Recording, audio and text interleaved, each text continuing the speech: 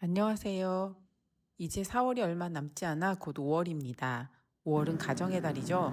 선물할 것도 많고 모임도 많고 뭘 하면 좋을까 고민이 많으실 텐데요. 그때 활용하실 수 있도록 오늘은 찹쌀 막걸리 빚기를 해보려고 합니다. 가족 모임 식사에서 직접 만든 술 한 잔씩 권하시면 가족분들에게 인기가 폭발하실 거예요. 요즘 날씨에는 일주일 정도면 맛있는 수제 막걸리를 얻을 수 있습니다. 지금 바로 만들어 보세요. 재료는 아주 간단합니다. 찹쌀, 누룩, 물. 오늘 사용량은 찹쌀 1kg, 물 1리터, 누룩 100g입니다. 이 비율이 우리 술의 기본 비율입니다. 양을 줄이거나 늘리시려면 비율만 맞춰서 양을 조절해 주시면 됩니다.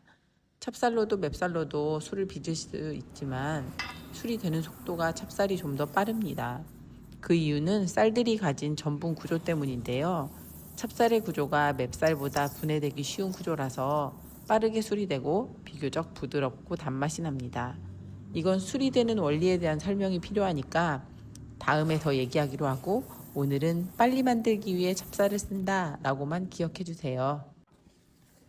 그리고 두 번째 재료 누룩.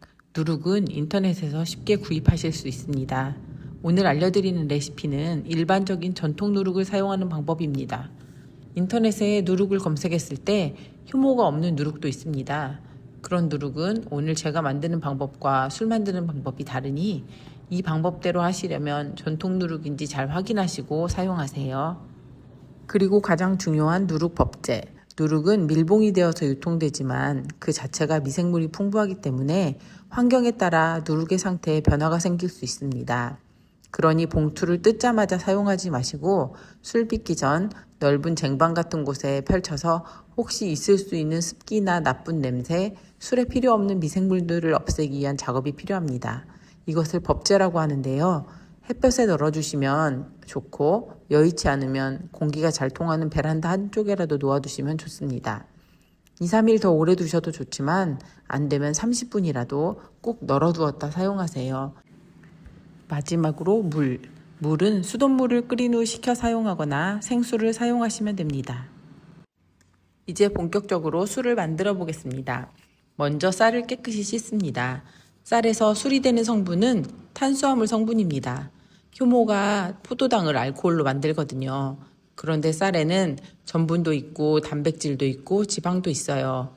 소량의 단백질은 술이 만들어질 때 효모가 자라는데 영양 성분이 되고 또 적당한 지방 성분은 술의 향기를 만들긴 하는데 필요량이 아주 소량이기 때문에 되도록 탄수화물 성분만 남길수록 깔끔한 술맛을 냅니다. 쌀의 단백질과 지방은 대부분 신운과 겉 표면에 많이 있고 특히 쌀겨라고 부르는 껍질 부분에 많습니다. 현미가 건강에 좋은 이유죠. 이 쌀겨 성분은 쌀을 도정할 때 쌀알 겉면에 많이 묻게 됩니다. 그래서 쌀을 씻을 때 뿌연 뜨물이 바로 그 성분인데요. 술 빚을 쌀을 씻을 때는 최대한 맑은 물이 나오도록 깨끗이 씻어야 합니다. 깨끗이 씻은 쌀은 충분히 불려줍니다. 4시간 정도 불려주면 쌀이 머금을 수 있는 물의 양은 모두 흡수된다고 하는데 반드시 4시간을 지키시지 않아도 되고 4시간 이상이면 됩니다. 충분히 불린 쌀은 채반에 건져 30분 이상 물기를 뺀 후 끓는 찜솥에 올려 쪄냅니다. 오늘은 찹쌀 1kg이라서 40분 정도 찔 거예요. 고두밥 찌기 어려우신 분들은 전기 압력솥을 사용하는 방법이 있습니다. 쪄낸 고두밥과는 조금 다르지만 충분히 술이 되니 고두밥 때문에 술 빚기를 포기해야겠다 하지 마시고 전기 압력솥을 이용하세요. 쌀을 깨끗하게 씻는 건 동일합니다. 씻은 쌀은 불리지 않고 밥솥에 넣은 후 쌀 높이까지만 물을 맞춰주세요. 그런 다음 백미 쾌속으로 밥을 하면 고두밥을 만드실 수 있습니다.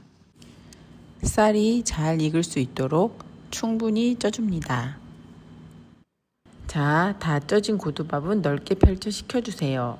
채반처럼 아래가 공기가 잘 통하는 그릇이 좋습니다. 넓게 펼치지 않으면 두꺼운 부분이 뭉치고 습기가 차서 끈적이게 되니 깨끗한 주걱으로 잘 펼쳐주세요. 펼친 후 한 번씩 뒤집어 주시면 아래쪽에 가둬진 습기를 날릴 수 있어서 좋습니다. 실온 정도로 차게 식힌 후 누룩과 섞어줄 그릇에 담고 물 1리터와 법제한 분량의 누룩을 넣고 손으로 뭉친 밥 없이 잘 풀어줍니다. 오늘 저는 쌀량의 10% 정도의 누룩을 사용했는데 좀 더 빨리 아니면 처음 술을 만들기 때문에 좀 안정적으로 술을 만들고 싶다 하시면 1에서 2% 정도 더 사용하셔도 됩니다. 10에서 20g 정도 되겠네요. 누룩의 양이 많을수록 술은 빨리 되지만 누룩 특유의 향이 있기 때문에 그 이상 너무 많이 사용하시는 것은 추천드리지 않습니다. 가끔 이스트를 넣어야 하는지 궁금해 하시는 분들이 계시는데요. 누룩에는 이미 천연 이스트가 들어있습니다. 이스트가 바로 우리말로 효모예요. 효모는 생명체이기 때문에 환경만 좋으면 아주 소량만 있어도 왕성하게 번식해서 숫자를 늘립니다. 효모는 2시간에 2배로 숫자를 늘려요. 기하급수적으로 늘어납니다. 오히려 초반에 아직 쌀의 녹말이 당분으로 변하지 못했는데 효모가 너무 많으면 먹이가 부족하게 됩니다. 그럼 굶어 죽는 효모가 생기기도 하겠죠? 술을 만드는 미생물인 효모는 산소가 있으면 자손을 만들고 산소가 없으면 술을 만듭니다. 그래서 발효 초반에는 효모가 자손을 만들어서 그 숫자를 늘려야 하기 때문에 산소의 공급이 필요하고요. 그 이후에는 효모가 술을 만들도록 해야 하기 때문에 산소 공급을 차단해야 합니다. 이제 치대기를 할 텐데요. 치대기를 많이 하면 술이 더 빨리 되고 중간에 저어주지 않아도 되고 치대어주기를 적게 한 경우 24시간 후 한 번, 48시간 후 한 번 잘 저어주시면 됩니다. 치대기를 하면 산소도 공급되고 당화도 빨라지기 때문에 초반에 많이 했을 경우 굳이 섞어주지 않아도 되지만 치대기를 적게 한 경우 이틀 동안 하루에 한 번씩 산소 공급과 당화를 위해 섞어주면 좋습니다. 처음에는 물을 먹은 밥이 저어주기에 뻑뻑하실 거예요. 하지만 시간이 갈수록 쌀알이 분해되기 때문에 쉽게 저어집니다. 발효할 때 주의하셔야 할 점 한 가지. 효모가 일을 할 때는 자손을 만들거나 알코올을 만들거나 무조건 이산화탄소를 같이 만듭니다. 그래서 발효 용기를 너무 꽉 밀폐하게 되면 발생된 이산화탄소가 가득 차서 폭발의 위험이 있으니 플라스틱이나 유리 용기는 꼭 뚜껑을 반바퀴 돌려 풀어주셔야 합니다. 가끔 매실청 용기가 터지는 경우와 같습니다. 항아리의 경우에는 뚜껑을 닫아주어도 괜찮습니다. 누룩과 섞고 초반 48시간 정도는 좀 따뜻하게 해주는 게 좋습니다. 이후에는 그냥 두어도 잘 발효되고요. 오히려 서늘하게 발효할수록 향미가 좋아집니다. 지금은 4월 말, 이 계절의 온도는 별도로 온도를 높여주거나 낮춰줄 필요는 없을 거예요. 그리고 술 발효 장소는 직사광선이 들지 않아야 합니다. 시간이 지나면 용기 바닥에 술띠가 생기고 이 술띠가 점점 위로 오르게 됩니다. 원래 완전히 위까지 술이 올라오면 다 된 것인데요. 술량이 적을 경우 술이 위까지 올라오지 못할 때도 있습니다. 지역별로 차이가 있겠지만 요즘 기온으로 일주일에서 열흘 정도면 술이 완성됩니다. 술을 떠서 맛보시고 마음에 들 때 거르세요. 술은 시아주머니나 면보, 고운채 등에 걸러주시면 되고 병에 담아 냉장고에 보관했다가 드시면 됩니다. 막걸리의 경우 보관하면서 이산화탄소가 생기기도 하니 압력을 견딜 수 있는 내압병이 아닌 일반 병에 보관하시면 가끔 뚜껑을 열었다 닫아주시는 것도 좋습니다.